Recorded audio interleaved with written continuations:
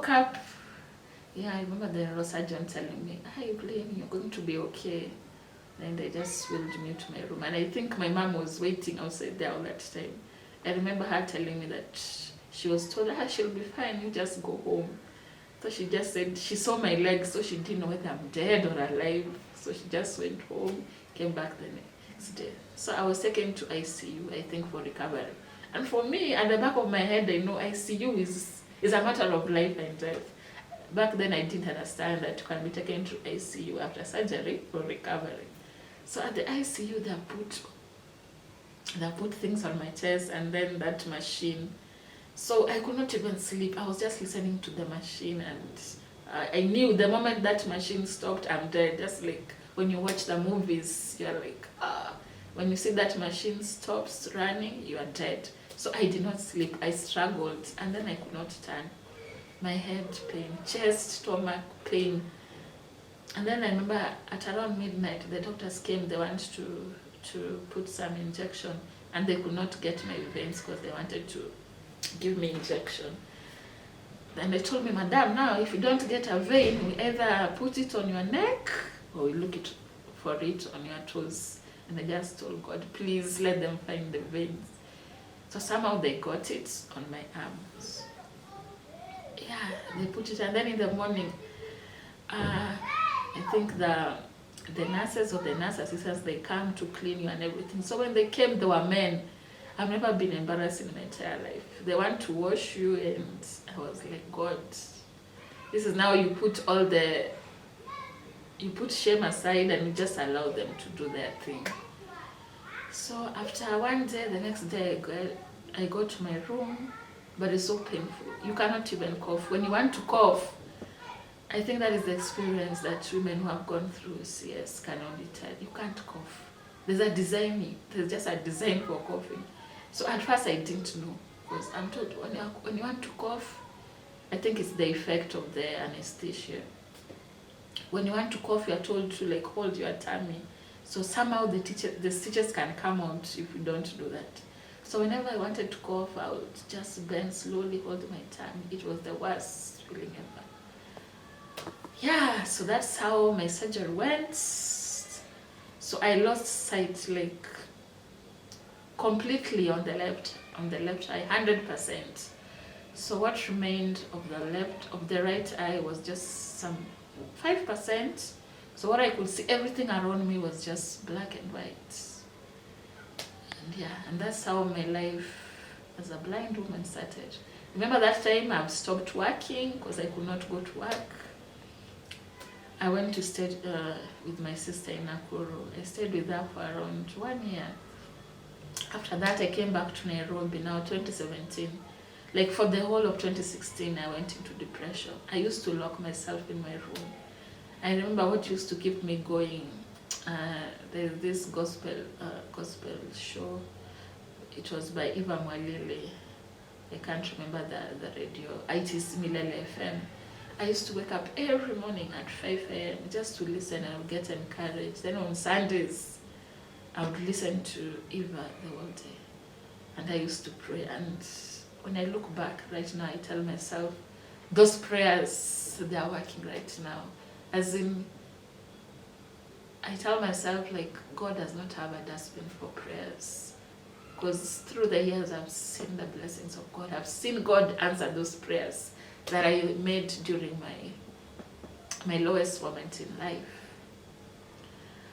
Fast forward 2017, when I went back for review, my ophthalmologist said, now where it has reached, there's no hope. So what you can do is go for rehabilitation. So my ophthalmologist recommends Kenya Society for the Blind. So I went there with my brother, got Mr. Solomon there, a very good guy, really encouraged us. And he gave us the fee structure. When I looked at the fee structure, I was like, oh my God, where are we going to get all this money? But he encouraged us and he told us, now you have to register as a person with disability. He sent us to Westlands. We go to Westlands, I get the forms. They tell me, now you have to do medical assessment. I do the medical assessment. After some time, I get now the disability card. I apply for some loan, and the National Council of Persons with Disability, they give me around 70,000 for my rehabilitation. So my mom paid the rest of the money, and yeah, I joined Kenya Society for the Blind in on January 9th, 2017. There I met my mentor, Mr. Johnson Ryungu. And the guy could move around the society even without a white cane. And the way he would use the computer, I was like, wow, this guy is totally blind and is able to use a computer. So we went to class. I remember that day I met, there were two students who reported the same day. One lady called Beth one day. For her, she was a waitress, and she lost her sight due to meningitis. So apparently we went to the same hostel, same room, and we became friends. So the moment we joined Kenya Society for the Blind, we found people who really encouraged us, and they told us, like, it's not the end of the world. You can still live your life. God has given you another chance. So remove all the negative thoughts, all the negative comments, and this is the life, this is now you. It is up to you to, you can either make it or break it. You can either make your life right now or break it. So just accept yourself the way you are. It's not easy, but step by step, you'll get there. So for me, that first day really changed my life. It changed my perception. I met people who were blind, people who were even worse than me. I found people who mentored me, people who worked with me. Even had friends from Nairobi University who are blind, and they will really encourage us. I think after 1 week, that time, I think I'd given up on life. I'd given up everything that I had. I gave up because I used to love makeup. I used to love heels and earrings, jewelry. I had given them all out, knowing that I'll never go back to, doing makeup. So when I was encouraged at Kenya Society for the Blind, I think after 1 week, because that time I'd cut my hair, I had to shave my hair because of the surgery.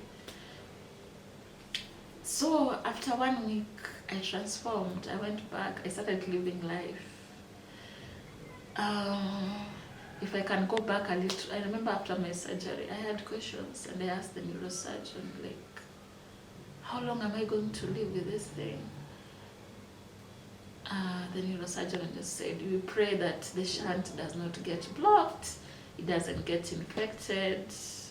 Then he told me, like, I needed to watch my weight. I should not lose or gain weight drastically. So for me, my prayer ever since has been, God, may the shunt never be infected. May it never get any infection. May my weight be may I be able to maintain my weight. So that is my prayer every day. I've heard of people who had the shunt, and for some reason, the shunt got infected, so they had to go back for surgery. And now they got a new shunt. So I told God, and I also told my mom, I don't think I'll ever go back for surgery. If it ever happens, just allow me to die, because I wouldn't want to go back through the same process. Yeah, so I thank God. There have been some challenges. I've gone back to the hospital because now the permanent side effects are headaches. You get these migraines, persistent ones, which is not want to go, even if you take painkiller. So I was told those are the permanent side effects. And then I asked the neurosurgeon, will I be able to have children? My neurosurgeon just told me, you live your life. Live a normal life, just like anybody. Do everything that you want to do. And from that moment, I think I even went back to just living my life. I joined sports, and our God is a God of second chances. For the very first time in my life, I got inside a plane. I got to the airport, and I traveled all the way to Dubai, to Egypt. I used to play a game called Goalball. It's a game played by persons with visual impairment. And in 2017, I was so lucky, thanks to the current ED of Kenya Society for the Blind, Samson Waweru, Ken Ndungi, Ivan Omondi. Those people, they helped me walk that journey, and they gave me an opportunity to be the captain then for the Kenya Sports Association for the visually impaired. We went to Egypt. I came back with a medal. Went to Kampala. We got silver, and that's how I joined the sports for the visually impaired. And I was like, God, did I have to lose my sight for me to enjoy this, like to see inside the plane and everything? So I believe that everything that happens in our lives, it happens for a reason, and at times we question God so much, not knowing that He alone knows the plans that He has for us. So by the end of 2017, I finished my rehabilitation, came back home. Then I told God, no, I can't stay in the house. So I remember that time Johnson Ryungu, that time he was a computer trainer at Kansas City for the Blind, and he told me, now we are going to do, like, to create awareness about the society and about the blindness, and we'll be having like a blind walk. So will you be able to do a road show? I was like, okay, I really need some money. So we went for the road show, and I remember we went to the Department for Transport, and we met the PS, and we're inviting him to come and flag off the blind walk. So I remember when we were just almost leaving, and they told me, excuse me, sir, I was not born blind. And inside me, I told myself, now this is my Bartimaeus moment. I'm not going to waste it. This is my Zakayo moment. I'm going to shout until this guy hears me. So luckily enough, he was able to just spare some time, and I told him, no, I was not born blind, I'm educated, I have brains, like I can work, I just need an opportunity. So the PS tells me, now bring your papers. And and that's how I got an internship. 2018, State Department for Transport. After 3 months, my internship comes to an end. Luckily enough, now the PS moved to now State Department for Public Works, and I go to him and I tell him, like, now I really need something to do, I can't stay at home. So I get a job as a casual intern. Remember, the work of casuals is to clean, prepare maybe tea for the bosses, but I was so lucky enough, I was taken to the ICT department. So what happens in a casual employment, you used to renew the contract every 6 months. So you can just imagine the pressure, like every 6 months when it comes to an end, you're like, oh God, what's going to happen the next minutes? But God was so faithful, the contract will be renewed. And before I forget, the very first time now, I'm going to work at my workplace is at community. I have to commute all day from Donholm to community. I was like, God, how am I going to do it? But God had already prepared angels, had already prepared destiny helpers. So I would connect, and I would just get people to help me. It was not easy, but I don't know how I made it, but I can just say it's God. Along the way, I met wonderful people. I had wonderful colleagues. They'll make sure, like, I get to my stage well, get home safely, and So in 2019 was when I was doing my internship at State Department for Public Works. The public service advertised some jobs, so I requested an intern to help me to apply for some jobs, and I saw like around 10 jobs that I had qualified. So the lady assisted me to apply. Then some of my colleagues from the office, they also helped me to drop the application. So come 2020, that's now when COVID hit. I remember around just before COVID hit, around February, I was invited for the first interview. I went, I did it, was for a human resource job. I did it, then around May, I did another one. And that time Corona had already hit, so you'll not go for a physical interview, do like a virtual interview via WebEx or Zoom. So in May I did another interview, then in June I also did another one. So around by the time I was doing the last interview, like I got a letter from the public service that I got a call from the public service that I got the HR position. Then after around 2 weeks, then I get another phone call that I got another job at the Ministry of East African Community. And for me, that was the best news ever, because I remember I used to tell my friends that during COVID, when people were crying, like they are broke, things are tough, for me I had it really easy. That's the time I was getting the COVID relief. That's the time I got a job. So I got my job. I started my job as a civil servant now in 2020 September 2nd. I got a job as an Regional Social Integration Officer at the Ministry of East African Community, where I'm currently working. I must say it was a wonderful experience, and I love what I'm doing, though with a lot of challenges, because trust me, when it comes to disability mainstreaming, it's more on paper. It's not actually it's not being actualized, and there's a lot of stigma, a lot of discrimination in those offices. Personally, I've suffered. I remember, like, I used to share with my friends, like, I could see my colleagues, like, they'll go for field works, but I'll be left behind in the name of, you're going to need a guide, yet we can't facilitate a guide, it's very expensive. So along the way, I think I developed even ulcers, because I used to be really stressed. I was like, God, why do these people discriminate me? And even there are people who have had the audacity of telling interns or attaches not to assist me because I have guide allowance. I should get my guide to help me. So that's a discrimination of the highest.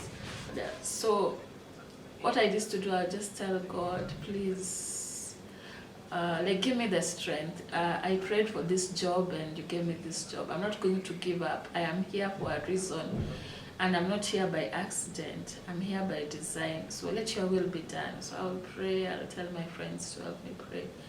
But it was not easy. Yet my job is very interesting, and up to today I don't understand why like my colleagues discriminate me that much. Like, they sideline me. So that has been my journey for the last 3 years at my workplace. But God came through, and for the very first time this year, in May and June, I got an opportunity to attend regional meetings, one in Entebbe and one in Burundi.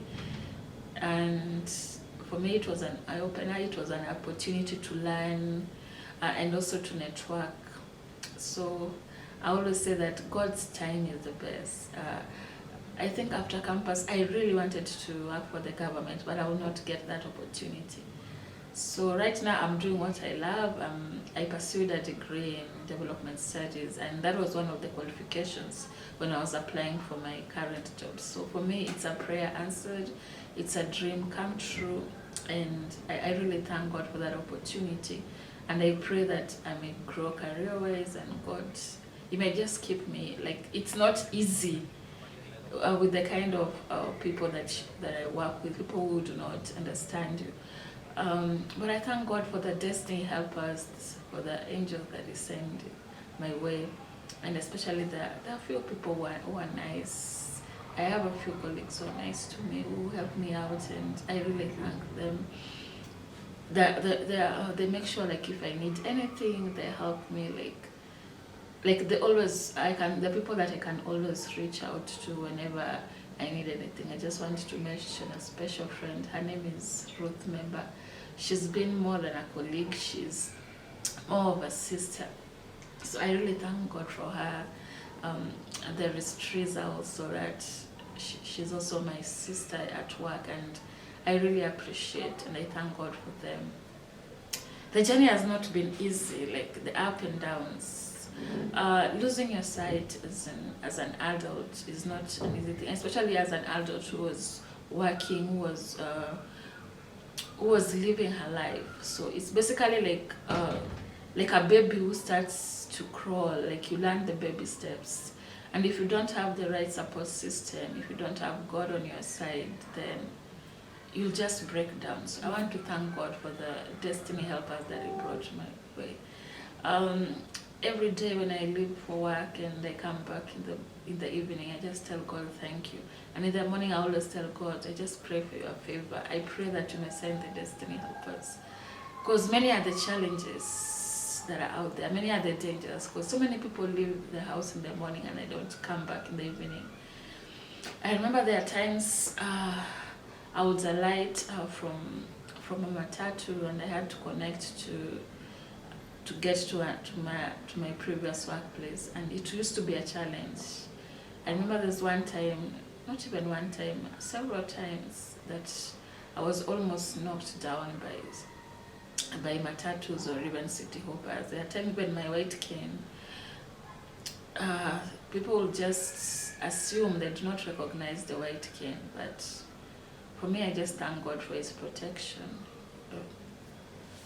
Another interesting thing that has happened in my life, when I joined sports, I joined sports, blind sports in 2017, and since then I've never looked back. I thank God for the opportunities of just getting to interact with my vision impaired persons and getting to learn the experiences, getting to learn the sports that are played by persons with disabilities. For me, that is another platform that God has given me, like to motivate and to inspire people. Because I've always told God that there's one thing that I want is to inspire people, to motivate people. So when somebody comes and tells me, like, you really inspire me, your story motivates me, even when I want to give up, when I hear your story or when I see you, like the way you carry yourself, the way you do your things, I want to push on. I don't want to give up. So I really thank God for that. Last year, I was elected as the second vice chair for Kenya Sports Association for the visually impaired, where I'm currently serving, and it's not an easy task, but I thank God. It comes with challenges, but I thank God for the opportunities. So this year we got a youthful team to participate in the World Youth Championship in Brazil, where we took young people from the ages of 14 to 19 to go to Sao Paulo to play goalball. That was an amazing experience, a wonderful experience, and I want to thank God for that opportunity. Because just when the year started, I was really down, I was really depressed. I had just suffered H. pylori. And I was like, God, please just open my doors, expand my territories, and trust me, they say that God's timing is the best, and at His own time, He makes all things beautiful. So I have seen God, and just to travel in 3 different countries in a span of 3 months, I just count my blessings, and I tell God, thank you, and I believe that God is taking me places. So I just want to encourage somebody out there, somebody who's watching me, somebody who's listening to my voice. It's not over until God says it's over. And God knew you even before you were born. He knew the plans that He has for you. And of course, His plans are to prosper you. And I just glorify His name and encourage someone, do not give up. There's always hope for tomorrow.